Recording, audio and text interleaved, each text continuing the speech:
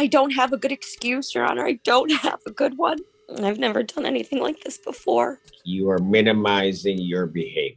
You are not accepting any of this stuff that you done. You drank when you weren't supposed to drink. You didn't make it 10 days from the time of the arraignment, and I put you on that test. I don't want to minimize any of it, and that's why I don't want to give any excuses. I don't want to minimize it. Please, I don't have anyone to take care of my kids. Please, Josh, please. Please. Who would have been taking care of your kids had you killed yourself in the accident? Oh, God. This entitled Karen is already back in court just 10 days after her DUI. And guess what? She's already blown probation. Her one job was to stay sober, and she couldn't even make it 2 weeks. Now she's sitting there, full of excuses, acting like drinking just magically happened. But we all know that's not how it works. Judge Simpson's listening, but you can tell he's not buying a single word. The crazy part is how she treats probation like it's just a suggestion instead of a legal order. Honestly, guys, what do you think? Is this just a pile of excuses? Or is she really that incapable of taking responsibility? Let's dive in and watch how this all unfolds. Ms. Kresnak, if you could please state your name again for the court. Michelle Kresnak. And Your Honor, thank you for the opportunity to meet with Ms. Kresnak. We could address the bond violation first, if that's okay with the court? Yes. Yes. Your Honor, I did go over that with Ms. Kresnak, and she was aware of it, Your Honor. She had already been in communication with Community Correction. She's taking it extremely seriously, Judge. I explained her options, and she wishes to admit to the violations, and then I could say some words on her behalf in regards to what the court may do. All right. She admits to the violations. Go ahead. What do you want to say about this? Because that's a rather high level. It is, Judge. Fully recognize that. And as you can tell, Ms. Kresnik's taking this extremely seriously. She understands the court's concern here and the serious nature of it. What I would suggesting for the court to consider, as noted in the bond violation report, she's on a sober link. I'm asking the court to consider having her fitted with a scram tether. I want to know what happened. She admits to the violation. I want to know why this happened. Sure. Ms. Kresnak, you want to go ahead and address that with the judge? Which portion? I want to know what happened. Why did I have a positive test? It really sounds really stupid. I was at a barbecue and my son gave me a slush and I didn't know that there was anything in it. I know now, and I couldn't tell, probably because I've been so used to just drinking things. I don't have a good excuse, Your Honor. I don't have a good one. It's a poor one, and I told Miss Wild, and I didn't. I don't have an excuse. I just don't have one. I don't have an excuse. It's completely my fault and my responsibility. Oh, it certainly is. But I'm having a hard time believing that it was just one drink. One drink? No. He gave me 2 slushes. And you couldn't tell after the first one? Sir, it's embarrassing to say that maybe I just don't even I'm sorry, sir. Pardon me? You got to a .08. I understand. And I think that it's just because at this point, after so many years of just not even tasting it anymore. And Your Honor, you know what? She's going to have to give me something better than that, because I'm going to tell you what, Mr. Gallagher. The problem I'm having is, presumably, it's at least the time that she's been arraigned, since the beginning of this month, she hasn't had anything to drink. But the reality is, I arraigned her on April 6th. She didn't make it 10 days. Understood. Before we detect alcohol. And, by the way, it's not like I have an 03 where somebody may have taken one drink. She's at an 08 effective. fully understand that, Judge. What I was going to suggest is if the court could order that she get involved with treatment, because I've been in communication with Ms. Kirby in regards to this, that may be advantageous to her in terms of possible resolution. No promises, of course, from the prosecutor, but... Before I'm going to order anything other than jail, she's got to tell me the truth about what was going on and what she was thinking, because I don't believe what she's telling me. That doesn't make any sense. So I'm going to pass it and give her an opportunity. I've been doing this for a little bit. I understand. And what she's telling me, that doesn't make any sense. So I'll pass the matter. We'll call it up at the beginning of our what's that, 2 o'clock block? 2 o'clock? Our 2 o'clock block, so she can think about what she wants to tell me. So she just headed back into the breakout room with her attorney. And honestly, I can't wait to hear what excuse they're about to cook up. Because right now, nothing she said makes sense. Her probation terms were crystal clear. Don't drink, don't use. Yet here she is, just 10 days later, busted for drinking again. Judge Simpson already looks over it. And when a judge has that energy, it usually means they're just waiting for you to bury yourself deeper. Let's be real. No one's buying the oops. It just happened.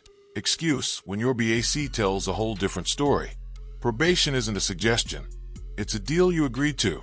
And breaking it this fast basically kills your credibility. So what do you think? Can her lawyer actually spin something convincing here? Or is this about to crash and burn hard? Personally, I already know where I'd put my bet. James Gallagher, Assistant Public Defender on behalf of Ms. Kresnik. And Ms. Kresnik, if you could please state your name for the judge. Sure, Michelle Kresnik. I'm having a hard time hearing. My volume's all the way up, so I keep putting the phone to my ear. Okay. And Judge, I did have some further discussion with her. I think she does have some additional information for the court. I probably thought so. Ma'am, what do you want to tell me? I did suspect there was something in there. And you kept drinking. Also, I'm sorry. Go ahead. I'm sorry, I didn't hear you. No, go ahead. Oh. I'll let you finish. I also wanted to tell you that after this happened back in October, November, I did go to my doctor and I asked for something to help be better. Obviously, I know that there's consequences to what I did, but I want to be better, not only just to not be in trouble, but I wanted to be better for myself and for my kids. So I did get a prescription for naltrexone to curb any cravings or anything like that. So I have been taking that since November, and I have been attending AA meetings with my girlfriend down the street. So I have been proactively trying to be better with all of those things. I have started a new job just recently. I've never done anything like this before, and I'm really sorry. Treasurer, tell me why I shouldn't send you to jail.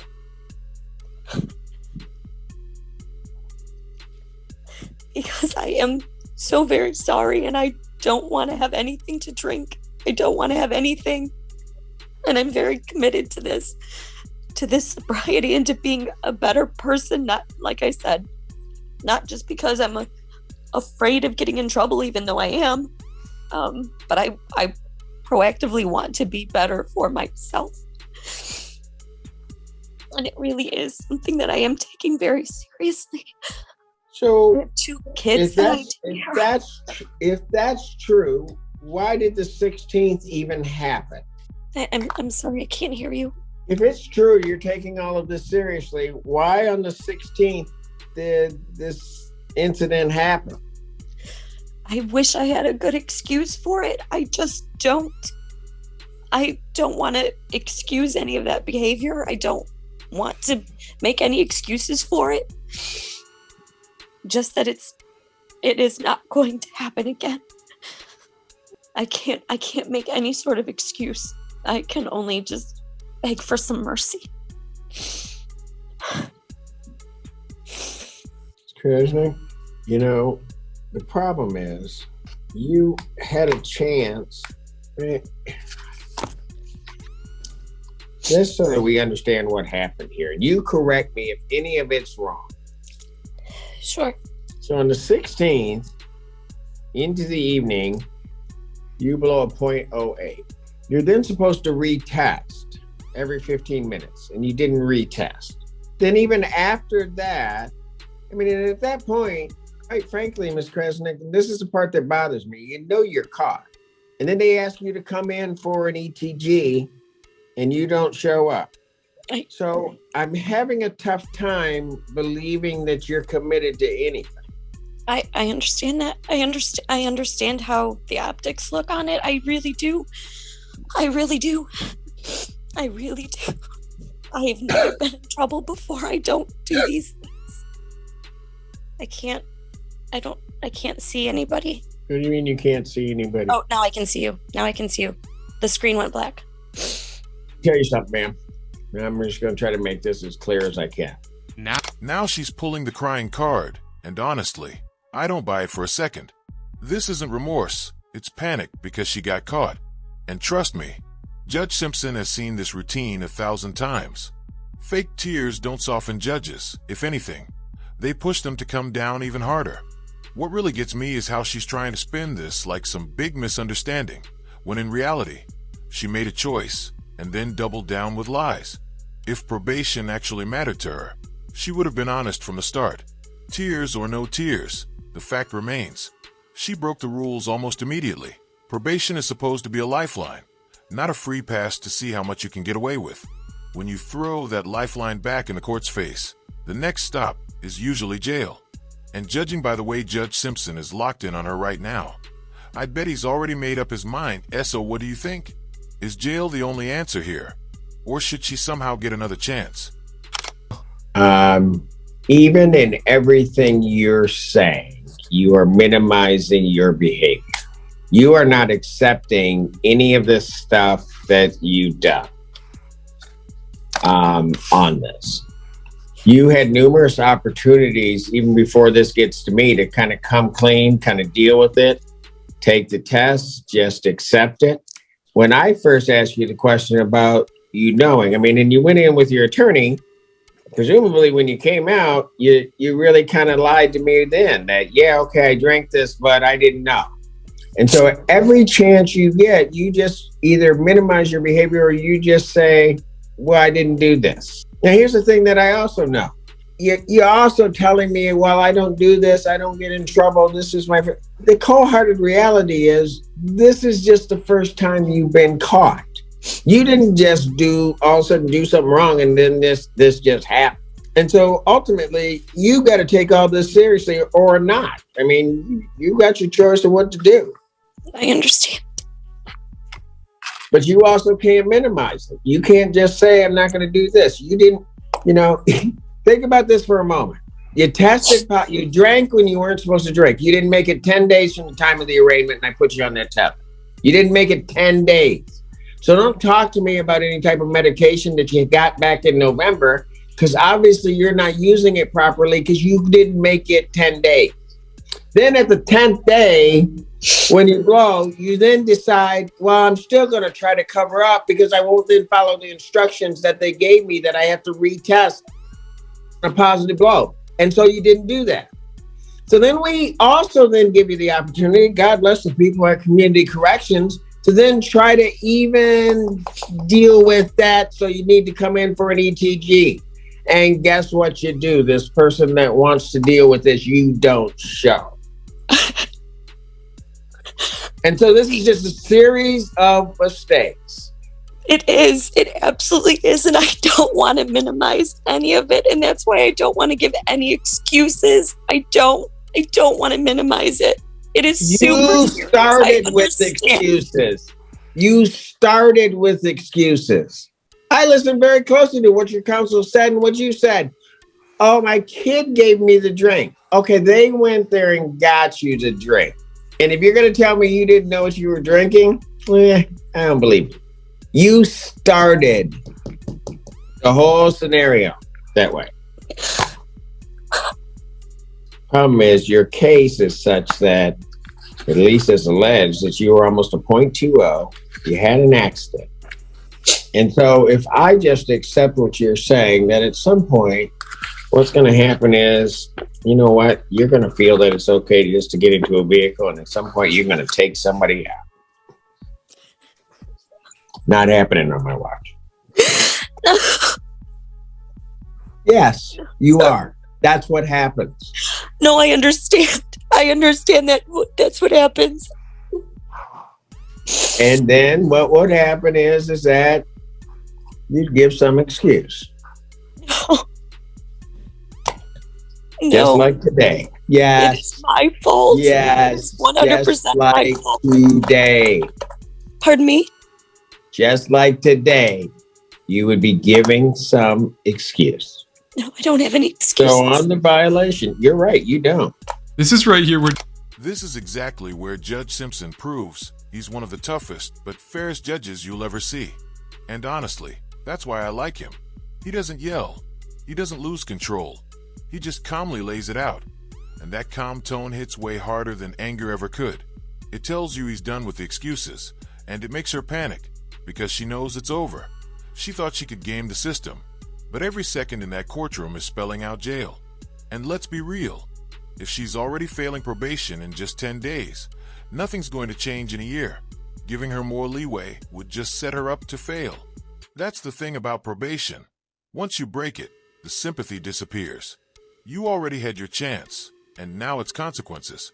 Jail might not fix her addiction, but at least it's the reality check that probation clearly wasn't giving. And Judge, I would just... I've shot them all down. Go ahead, Mr. Gallagher. What do you want to tell me?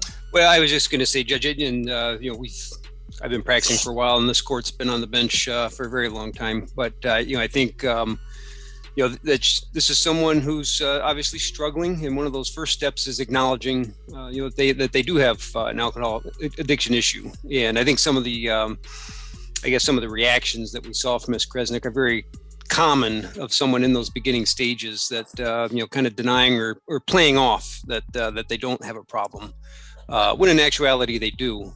And I think she's coming to that realization just in my conversations with her and in hearing her in court here today. I would just ask the court to take that into consideration. Well, I'm taking it into consideration. Okay, Judge.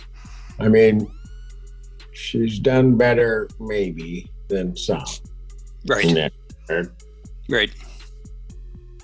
What I'm going to do, ma'am, is I'm going to order this. It's now 2:30. I'm going to order that you report to the Washtenaw County Jail by 6 p.m. today. You will serve, instead of the 5 days, I will give you some benefit, and you are to serve 3 days in the Washtenaw County Jail. Upon your release from the Washtenaw County Jail, you will then be reported over to Community Corrections. Your sober link will be switched out, and you will be placed on a scram tether. We will be monitoring you 24/7. Understand, sir. I just Going started to a new give you job on one Monday. I'm sorry? I just started a new job on Monday. I'll lose my job. 6 p.m. today.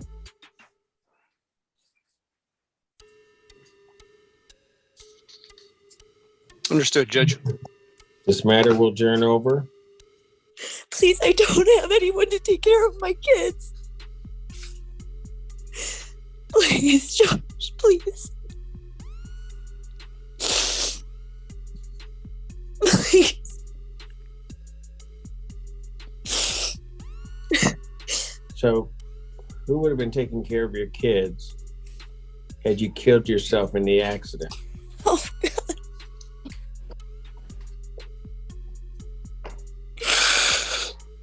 So adjourns out to 5/18/2022, 9 a.m., 6 p.m. Thank you. Thank you, Judge. 3 days. 3 days in jail. That's what she got. And honestly, that's nothing compared to how badly she disrespected the court and blew her probation. What really took it over the edge was dragging her own kid into this, blaming him for giving her the drink. That has to be one of the dumbest, most pathetic excuses I've ever heard. And the attitude? Smiling through parts of it, like the whole thing's a joke. That tells you everything. She's not taking this seriously at all. Probation was supposed to be her lifeline, and she tossed it away almost instantly. Judge Simpson hit her with a short jail stint as a warning shot. But let's be clear, it only goes up from here. Every violation stacks, and the more she plays games, the uglier it gets. That SO, what do you think? Was 3 days enough to send a message? Or should Simpson have laid down more time right now?